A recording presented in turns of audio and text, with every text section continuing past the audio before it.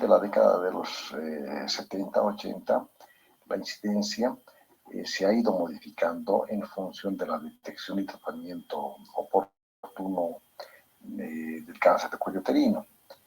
En color marrón o café están los países donde existe una alta incidencia, y de un color amarillo claro los países donde han podido lograr un control de esta enfermedad.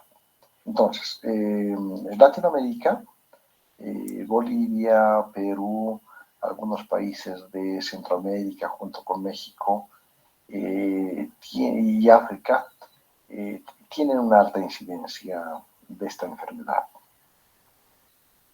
En nuestro país es una de las principales causas de muerte en las mujeres, que afecta al grupo etario de 35 a 64 años de edad. Por lo tanto, si comparamos con la literatura internacional, en nuestro país se presenta una década antes. Según la Organización Mundial de la Salud, cada día 4 a 5 mujeres mueren por esta enfermedad. Y se estima que la incidencia es de un 58.1 por 100.000 habitantes. Esta cifra desajustada por edad a la población mundial, lo que representa que cada año existen 1.254 nuevos casos. Nuestra misión como médicos es bajar esta incidencia.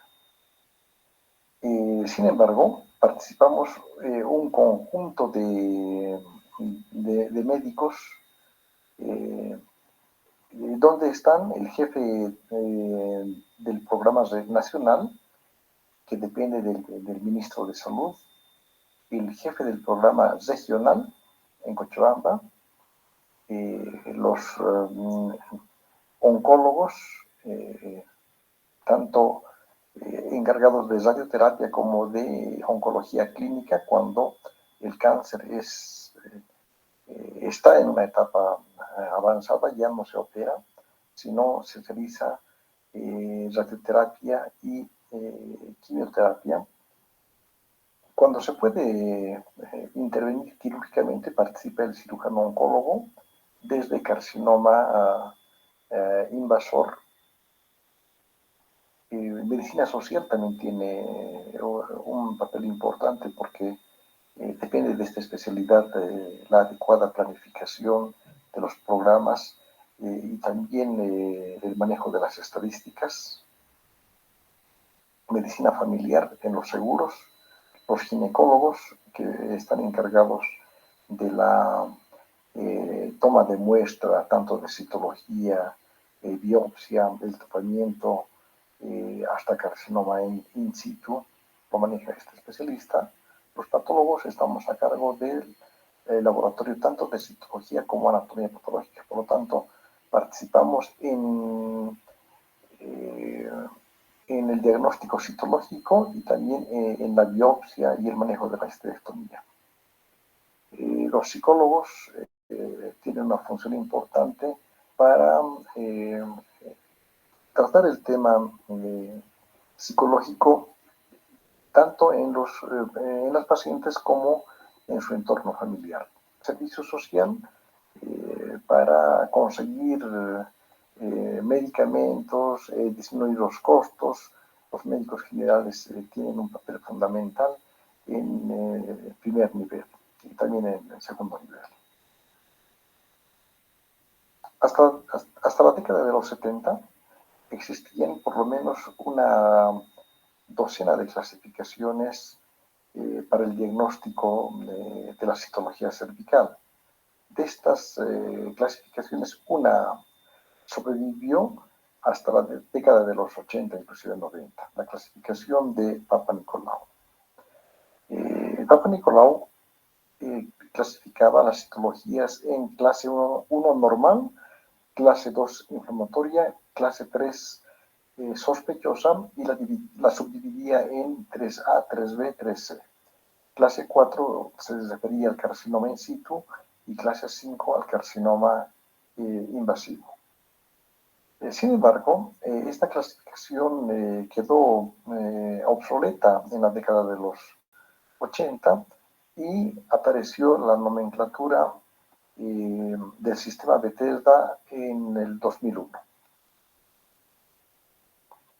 Y paralelamente, para referirse a la biopsia, surgió la nomenclatura de Richard, que clasificaba a las biopsias con alteraciones en la maduración como neoplasia intraepitelial cervical grado 1, grado 2 y grado 3.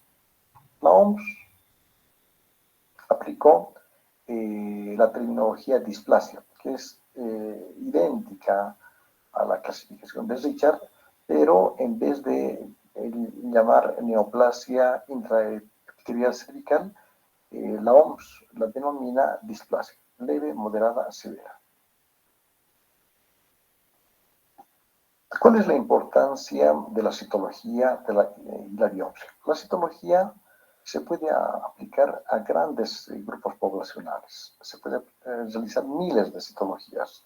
Por lo tanto, por el momento es el mejor método de selección para identificar a aquellos pacientes que tienen un riesgo de cáncer. Sin embargo, en todos los libros de oncología está que no se puede realizar un tratamiento terapéutico o cirugía en base solo a la citología. Se tiene que realizar una confirmación. Y la confirmación de una lesión se basa en la biopsia. Esta biopsia se toma del cuello uterino y puede ser inclusive tan amplia como una conización para llegar al tratamiento y también al diagnóstico definitivo. Uno de los problemas en medicina y también en citología son la tasa de falsos negativos, que oscila entre una cifra tan baja como 5% y tan alta como 55%. Para Bolivia se espera una tasa de falsos negativos de un 8%. ¿Por qué se producen los falsos negativos? Porque hay errores, existen errores en la toma de muestras. Depende mucho del adiestramiento del médico, del ginecólogo, del médico familiar y también del método de toma de muestra. Pero los patólogos también estamos implicados en errores de observación, junto con el grupo de citotecnólogos. Tenemos una tasa de falsos negativos de un 10 a 47%. ¿Por qué no se toman conductas en base a un diagnóstico citológico? Las conductas se realizan en base a una biopsia, no en base a una citología. ¿Por qué? La citología emite un diagnóstico de probabilidad con un rango de error significativo. Quiere decir que existe, puede haber error. Debe ser considerada como un simple indicador de probable lesión histológica. Aproximadamente 12% de discrepancia diagnóstica en la interpretación de lesiones de bajo grado y de alto grado. Es decir, hay discrepancia entre patólogos. 15 a 18% de las mujeres a las que se les ha diagnosticado como lesión de bajo grado en la citología resultan tener una lesión de alto grado en la biopsia dirigida. Y 20% de las mujeres diagnosticadas como lesión de alto grado por citología en la biopsia tienen en realidad una lesión de bajo grado. Por lo tanto, existe un error y para un diagnóstico definitivo debe de realizarse una biopsia.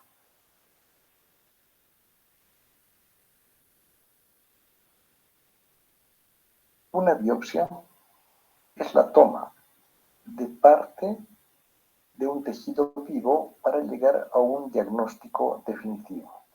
Es el proceso de determinar por medio de la examinación las circunstancias y la naturaleza de la enfermedad. La muestra debe ser enviada al patólogo en forma adecuada, en forma y a la brevedad posible.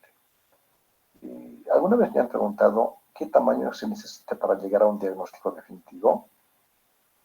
La respuesta es, el tamaño de muestra suficiente para realizar el proceso histopatológico y procedimientos auxiliares para un diagnóstico adecuado.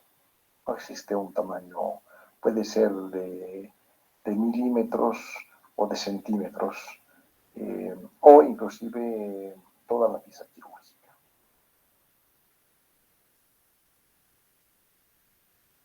¿Qué datos necesitamos que nos envíe el médico tratante? Nombre y apellidos con letra legible.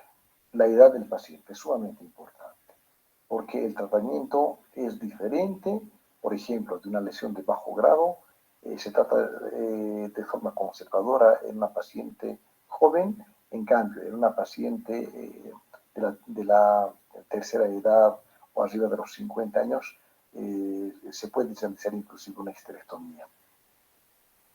¿Quién es el médico que está realizando la biopsia con su sello y firma? ¿De dónde está tomando la muestra? Si es del labio anterior, posterior, lateral derecho, izquierdo, canal endocervical o endometrio. La fecha de toma y los datos clínicos son importantes. Un ejemplo de cómo no se debe de enviar una solicitud de anatomía patológica. Letra ilegible, no se entiende. Dos ejemplos de cómo no enviar una muestra sin datos clínicos.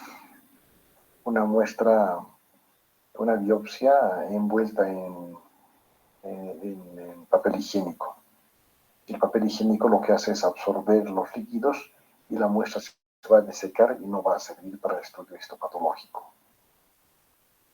Una vista panorámica de biopsias tomadas del cuello uterino, donde podemos ver la unión escamocolumnar, moco del canal endocervical, exocervix, endocervix, una excelente toma de muestra.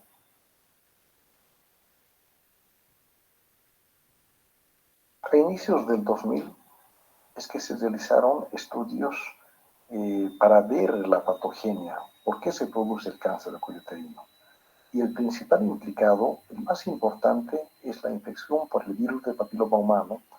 En estudios se vio que las pacientes con cáncer del cuello uterino presentaban una infección por este virus. Una vez que el virus afecta a la célula epitelial en la unión escamocolumnar, produce alteraciones en la maduración que pueden ser desde afectación de 1/3, 2/3 o todo el espesor epitelial. Por lo tanto, el virus del papiloma humano lo que produce es hiperplasia epitelial, proliferación de las células basales, inmadurez, ausencia de maduración, pérdida de la diferenciación celular. No se olviden que las células escamosas van madurando de células cúbicas cilíndricas a células planas. Esta diferenciación se pierde por acción del virus del papiloma humano. Las mitosis siempre deben de ser basales, pero cuando existe infección viral, hay mitosis en los estratos intermedio y superficial. Puede haber también papilomatosis y paraqueratosis. Los criterios citológicos son mitosis anormales y frecuentes suprabasales. Las células que deberían de tener un núcleo ovoide a redondo sufren alteración con la presencia de hendiduras y lobulaciones nucleares. La cromatina se hace gruesa, difuminada, puede haber halos claros perinucleares, los núcleos son grandes, irregulares, puede haber nucleolos y también disqueratosis. Esta es una vista panorámica del cuello uterino donde podemos identificar el exocervix y el canal endocervical y la zona de la unión. Aquí se puede ver hemorragia reciente, probablemente del sitio de una biopsia previa. A mayor aumento, se puede ver la capa basal, parabasal, intermedia y superficial. Lo primero que nos llama la atención es la presencia de estas células que tienen dos núcleos. Si una célula tiene dos núcleos, ya es anormal. Por lo tanto, se llama binucleación. Ahora, una célula escamosa, en el proceso de maduración, lo que produce es queratina. Y la queratina se tiñe de un color eosinófilo. Por lo tanto, las células que tienen espacios claros perinucleares también son anormales porque no están produciendo queratina. En este corte histológico podemos ver la membrana basal, la submucosa y el epitelio. La capa basal está proliferada con un aumento del grosor y hay alteraciones en la maduración que afectan un tercio del grosor epitelial. Por lo tanto, estas alteraciones en la maduración se clasifican, según Richard, como neoplasia intraepitelial cervical grado 1.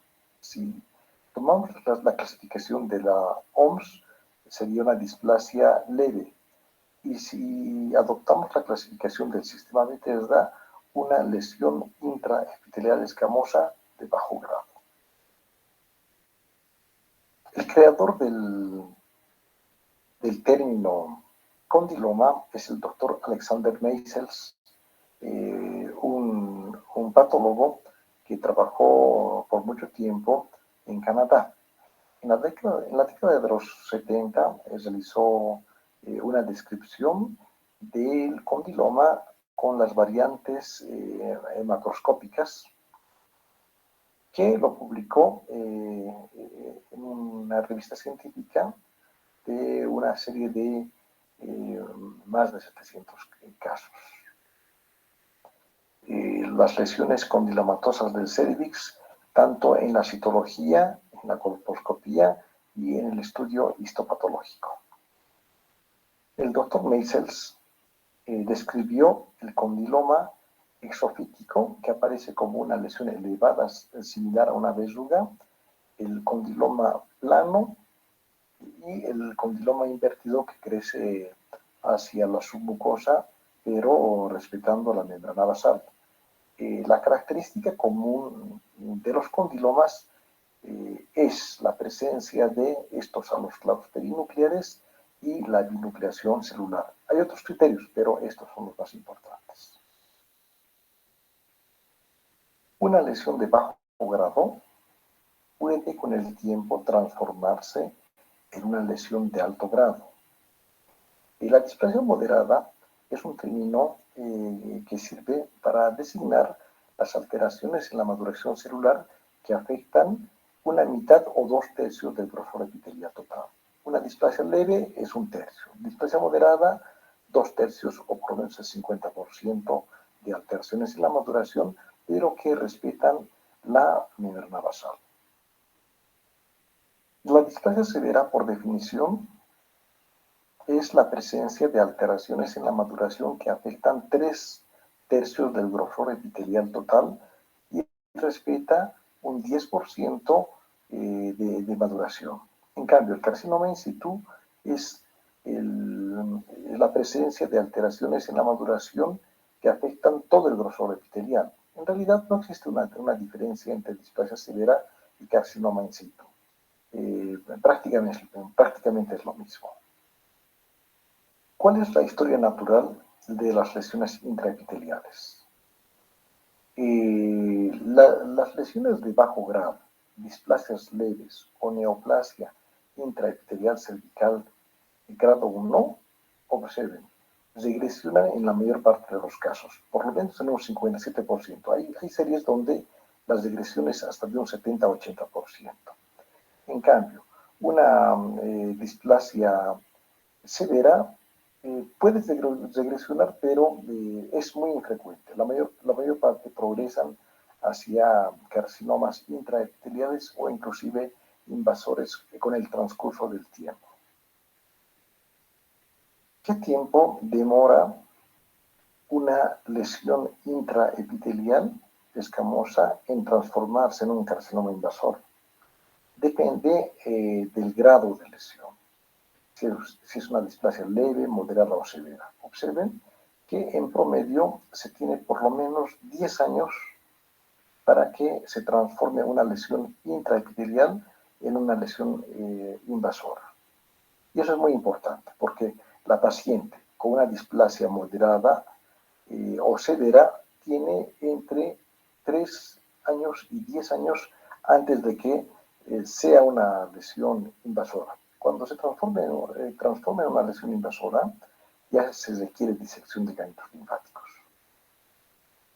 El cono cervical es la extracción quirúrgica del cuello uterino que tiene como base el exocervix y como vértice el endocervix.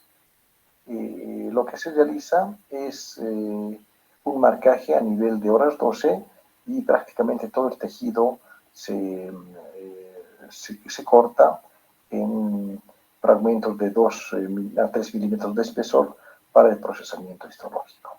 Esta es la expectativa, esta es la realidad. Este, por ejemplo, es un producto de conización bien realizado. Aquí se puede ver un quiste de Nabot. Esta marcación corresponde a horas 12. Este es el orificio exocervical con la base, y hacia el vértice tenemos el canal endocervical. En la histopatología podemos ver que es una lesión intraepitelial escamosa donde la membrana basal está conservada y las alteraciones en la maduración afectan 1/3 del grosor epitelial, por tanto es una displasia leve.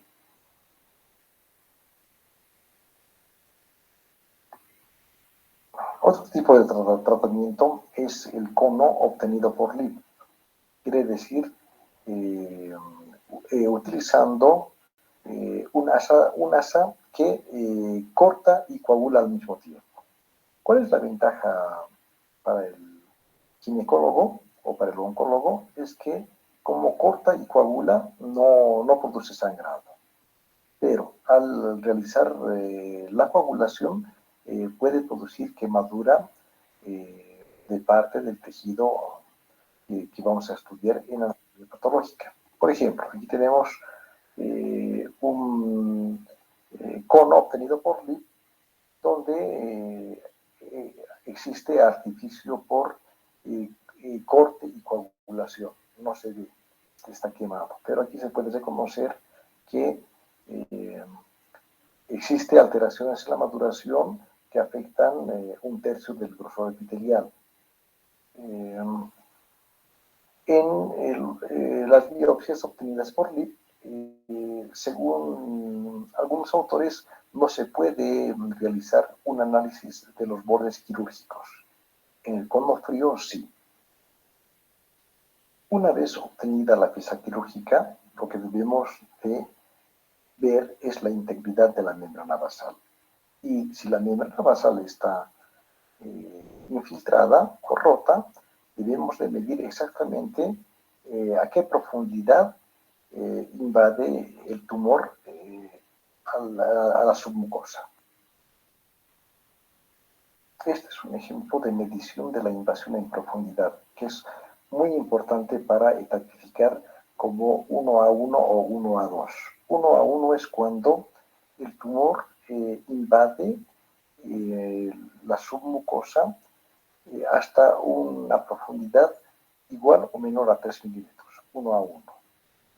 Y 1A2 es cuando invade en profundidad hasta una profundidad igual o menor a 5 milímetros. El ginecólogo o el oncólogo que realiza la histerectomía debe enviar a patología el útero, el producto de la histerectomía, siempre consignando los datos pertinentes a la enfermedad, porque es diferente el manejo de la pieza quirúrgica en función del diagnóstico preoperatorio. Por ejemplo, si una paciente ha sido operada por miomatosis, adenomiosis, etc., generalmente se utiliza cortes de cuello uterino, del labio anterior, posterior, istmo y cuerpo. En cambio, si el diagnóstico es de displasia, prácticamente se incluye todo el cuello uterino. Es diferente el manejo de la pieza operatoria en función del diagnóstico clínico. Estas son fotografías macroscópicas de cáncer de cuello uterino en sus diferentes formas de crecimiento. Aquí tenemos el crecimiento elevado fungoide, como si fuera un pólipo, el tipo de crecimiento ulcerado e invasor y el tipo de crecimiento que se extiende hacia el canal endocervical en forma de basil o tonel. Estas son cirugías grandes que se realizaban en la década de los 80, 90. Por ejemplo, aquí tenemos la vagina, el útero con los anexos, la vejiga, es una histerectomía radical. Esta es una pieza de quirúrgica de útero, la vejiga, el recto y el colon. Imagínense la reconstrucción quirúrgica de esta paciente. Esta es una fotografía macroscópica de un útero que parece un cáncer. Aquí está la vagina, la serosa uterina. Parece un cáncer, pero es un caso raro de miasis que pude observar hace una década. La biología molecular puede realizarse en base a una biopsia y en algunos casos en citología. En la citología tiene limitaciones. En cambio, en la biopsia se puede realizar más frecuentemente la inmunohistoquímica. En la citología existen dos tipos, la convencional y la de base líquida.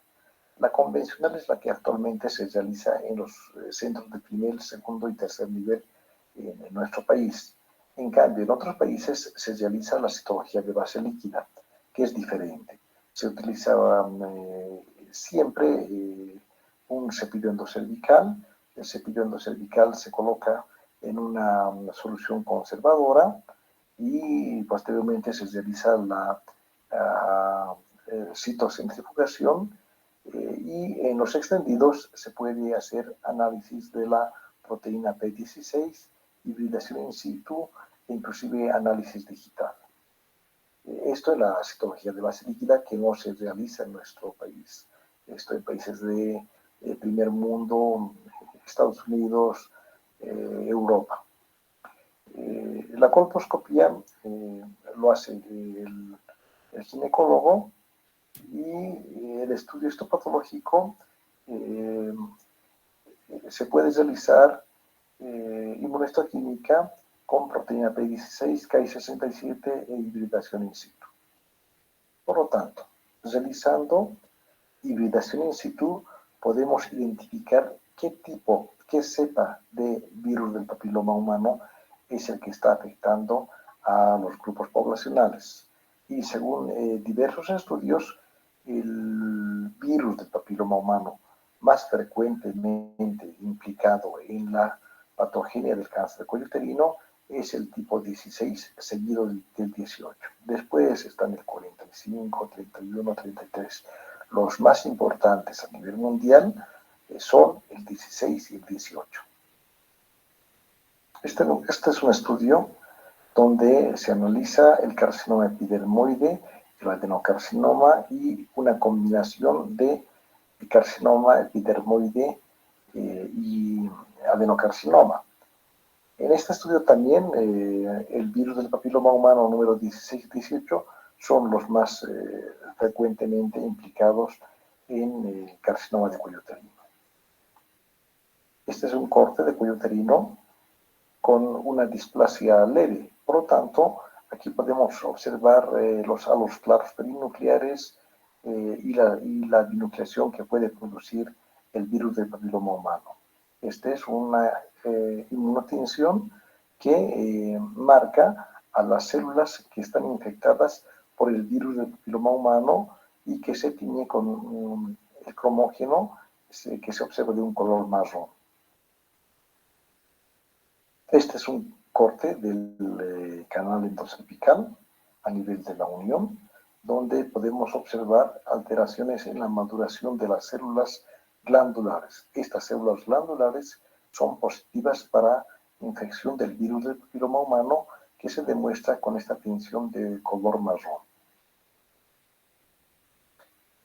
En la biología molecular también podemos hacer uso del Ki67, que es un marcador de proliferación celular. El Ki67 es bajo en las lesiones reactivas o inflamatorias, es alto en las lesiones intraepiteliales. Se puede utilizar sola o acompañada de la proteína P16. No se utiliza en la citología convencional, solamente en la biopsia. Este es un ejemplo de la utilidad de la inmunohistoquímica, de la biología molecular. Aquí observamos un corte de la unión escamocolumnar a mayor aumento. Parece una metaplasia versus una lesión intraepitelial, porque hay nucleomegalia, estratificación nuclear, pero cuando se realiza un marcaje con Ki67 podemos observar que menos del 10% de las células están en proliferación, por lo tanto es simplemente una metaplasia en el canal endocervical. Es recomendable hacer una marcación con proteína P16. La proteína P16 se asocia a virus del papiloma humano de alto riesgo, por lo tanto se expresa en la displasia moderada severa y el carcinoma in situ. Y vemos las alteraciones en la maduración, pero qué fácil es identificar, observar de un color marrón las alteraciones en la maduración que afectan 2/3 del grosor epitelial. Esta es una displasia moderada o una lesión intraepitelial escamosa de alto grado. Un corte histológico del cuello uterino con la membrana basal conservada y las alteraciones en la maduración que afectan todo el grosor epitelial. Cuando se tiñe con proteína P16, todas las células se tiñen de forma homogénea de un color marrón. El cáncer de cuello uterino tiene tipos histológicos. Esta es la clasificación que utilizamos los patólogos. Observen, una clasificación de más de 15 variantes de carcinoma de cuello uterino. Pero como ustedes son estudiantes de medicina, epidermoide, adenocarcinoma son los más importantes. El carcinoma epidermoide puede variar en diferentes series, de un 80 al 90%. Se clasifican de células grandes, queratinizante, no queratinizante. El adenocarcinoma ocupa un 10%, y el resto son sarcomas, melanomas, linfomas, etc. Este es un ejemplo histológico de un carcinoma cervical epidermoide queratinizante, que para ser epidermoide tiene que formar perlas córneas. Aquí está un remolino córneo de células escamosas pleomórficas, tiene también uniones intercelulares y produce queratina, por lo tanto disqueratosis. Un ejemplo de un carcinoma de células grandes no queratinizante. Por lo tanto, histológicamente, el carcinoma, tanto epidermoide como adenocarcinoma, se clasifican según los grados que el doctor Albert Roberts en 1918 realizó un estudio de gradificación. Este es un ejemplo de un carcinoma poco diferenciado, donde las células escamosas no forman queratina. Se puede discutir inclusive su histogénesis.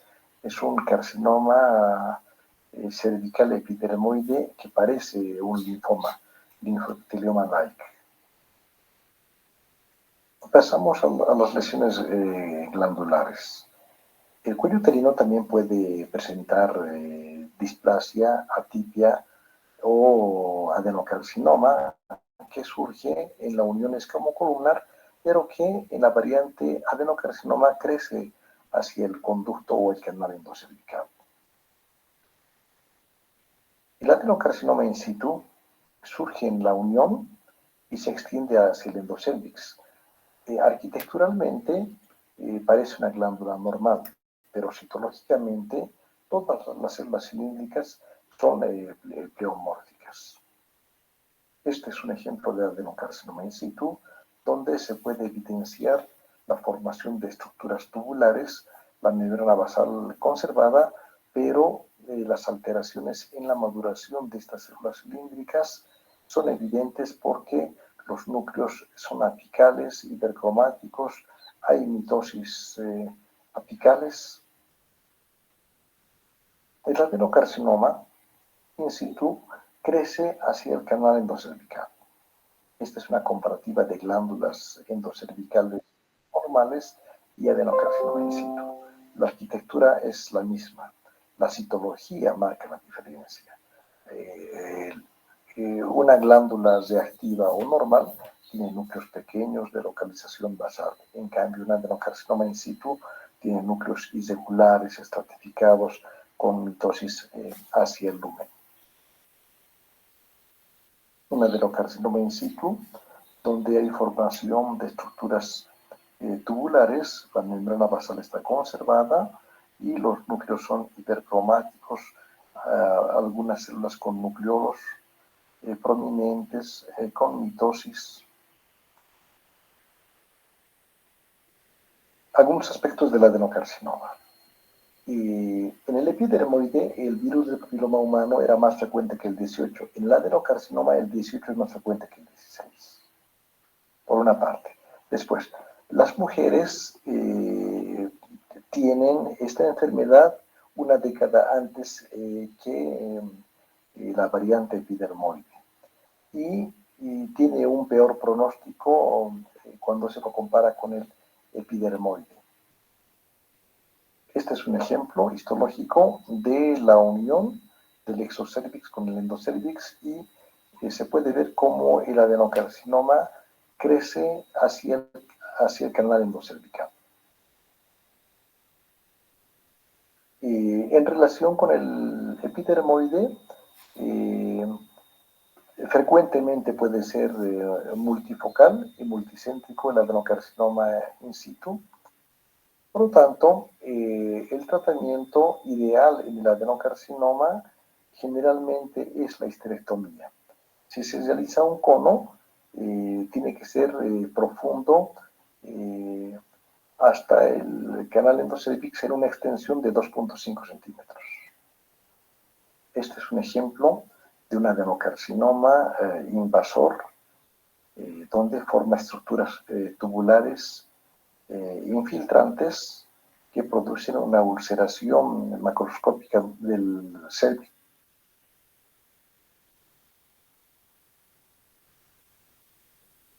El informe de anatomía patológica tiene los datos de la paciente, su número de quirúrgico, la descripción macroscópica, que tiene que ser detallada, donde consigna el peso, el tamaño, cuánto mide en profundidad la lesión. En la descripción microscópica, que se realiza un análisis de lo que se observa en el microscopio y en el diagnóstico, qué piezas se ha estudiado: el útero, las trompas, parametrios, ganglios linfáticos, si son del lado derecho o izquierdo, para finalmente realizar el diagnóstico definitivo. Este es un ejemplo de un producto de histerectomía donde se puede evidenciar el cuello uterino ulcerado con una lesión neoplásica de aspecto infiltrativo que afecta a gran parte de las paredes del cuello uterino. En el corte histológico podemos observar el exocervix, el canal endocervical y la neoplasia ulcerada que invade todo el grosor de la pared cervical, y en la periferia podemos identificar también lóbulos de tejido adiposo. Histológicamente se trata de un carcinoma epidermoide moderadamente diferenciado de células grandes, no queratinizante, invasor, que se introduce en las luces vasculares. Es importante mencionar también que las células pueden invadir los filetes nerviosos. Aquí podemos observar el producto de disección ganglionar, una vista macroscópica de varios ganglios linfáticos. La mayor parte de estos están respetados en su arquitectura. Sin embargo, este ganglio linfático aloja células tumorales y corresponde a metástasis del carcinoma epidermoide. Este es el doctor George Papanicolaou, que gran parte de su vida se dedicó al estudio de la citología. Millones de mujeres le deben su vida a este señor porque gracias a su estudio bajó drásticamente la incidencia y mortalidad por cáncer de cuello uterino a nivel mundial. Otros investigadores concernientes al virus del papiloma humano, el doctor Alexander Meisels, la doctora Nubia Muñoz y el doctor Harald Surhausen, virólogo alemán, que se dedicó gran parte de su vida a la tipificación del virus del papiloma humano. Gracias a su estudio se realizó la vacuna bivalente y pentavalente que actualmente se utiliza y en 2008 le dieron el Premio Nobel de Medicina. Esta es la doctora Patricia Alonso de Ruiz, una mexicana experta en cáncer de cuello uterino, que tiene su libro, es la autora, y que sostiene lo siguiente: la incidencia y mortalidad por cáncer cervical es inversamente proporcional a la eficacia de un sistema de salud. Pasamos a las lesiones del tracto genital femenino, lesiones que afectan la vulva y la vagina. El líquen escleroso es similar a la esclerodermia cutánea. Produce una vulvitis atrófica crónica con fibrosis y cicatrización. Es una lesión que puede complicarse con un carcinoma epidermoide. Se presenta generalmente después de la menopausia en las pacientes afectadas. Su patogenia no está muy clara, pero juega un papel muy importante en la autoinmunidad. El desarrollo es lento, progresivo, y su riesgo de desarrollar carcinoma epidermoide es de 1 al 4%. Otra enfermedad que afecta a la vulva es el líquen simple crónico. Produce prurito intenso, la paciente sufre de rascado y el rascado puede producir un proceso inflamatorio que se cronifica. Al corte histológico, lo que se puede evidenciar es una hiperkeratosis ortoqueratósica. Hay engrosamiento de las redes de crestas con acantosis, hipergranulosis y un infiltrado inflamatorio de linfocitos. Dentro de los tumores benignos que afectan la vulva, tenemos el hidroadenoma papilar, que es idéntico al papiloma intraductal mamario. Es un nódulo pequeño de bordes bien circunscritos que puede afectar labios mayores o los pliegues interlabiales. En la histopatología se puede evidenciar conductos y papilas con un revestimiento cúbico o cilíndrico que conserva la capa de células mioepiteliales. Una fotografía macroscópica de la vulva, parte del periné, con una lesión multicéntrica de aspecto verrugoso que corresponde a condilomas acuminados. Los condilomas acuminados que afectan la vulva están asociados al virus del papiloma humano tipo 6 y 11. afectan la piel del periné, la vulva y el ano, y los criterios histológicos son similares al del cuello uterino, con halos claros perinucleares, binucleación, alteraciones en la maduración, cromatina difuminada y la membrana basal conservada.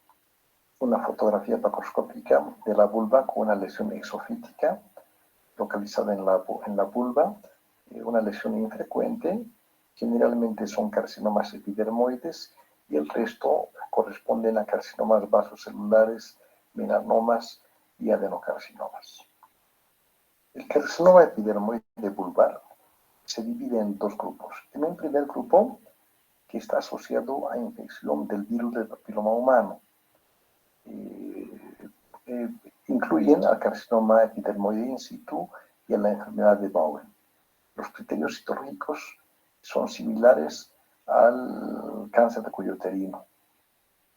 El segundo grupo del carcinoma epidermoide de vulva no se asocia a BPH, sino al líquen escleroso y a la hiperplasia de células basales. En la vulva también puede surgir la enfermedad de Paget extramamaria, que se presenta como una lesión rojiza, pruriginosa, costrosa. En la histopatología se puede observar conservación de la membrana basal, pero la proliferación de estas células grandes, pleomórficas, que parece un adenocarcinoma y que generalmente son PAS positivas. El melanoma maligno vulvar es infrecuente y corresponde a menos del 5% de los cánceres de vulva.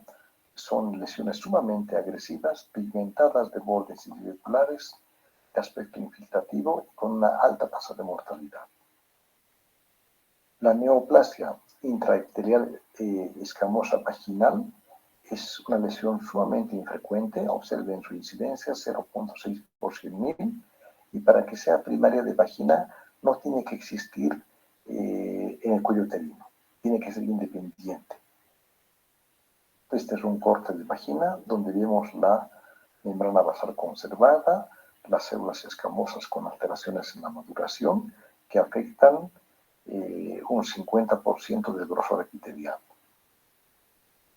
Una neoplasia rara, por su frecuencia, es el adenocarcinoma primario de la vagina, que en la década de los 80-90 tuvo un pico de incidencia en madres que usaron dietilestilbestrol. Surge generalmente en la vagina, en el tercio superior, y está compuesta por grandes células cilíndricas vacuoladas que contienen glucógeno en su interior. Una neoplasia poco frecuente es el raptomiosarcoma embrionario, que se presenta en la edad pediátrica en niñas menores de 5 años. Morfológicamente, para el diagnóstico debemos de encontrar los raptomioblastos embrionarios malignos, y en la morfología macroscópica se presenta como masas grandes, redondeadas, que se proyectan por fuera de la vagina. Esta es una fotografía macroscópica de una lesión elevada, de un color violáceo, de bordes irregulares, una masa que protruye y que histológicamente está formada por células embrionarias pequeñas, alargadas, que corresponden a raptomioblastos embrionarios.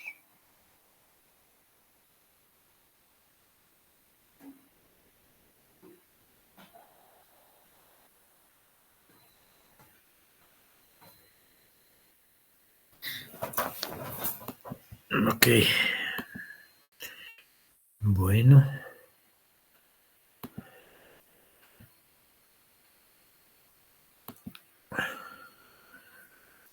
Espero que haya aprendido. Ha sido una bonita clase, ¿verdad?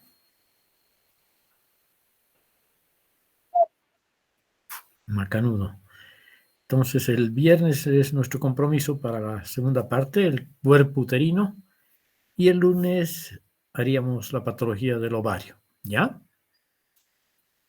Nos vemos entonces hasta el lunes, hasta el viernes a las 8 de la noche.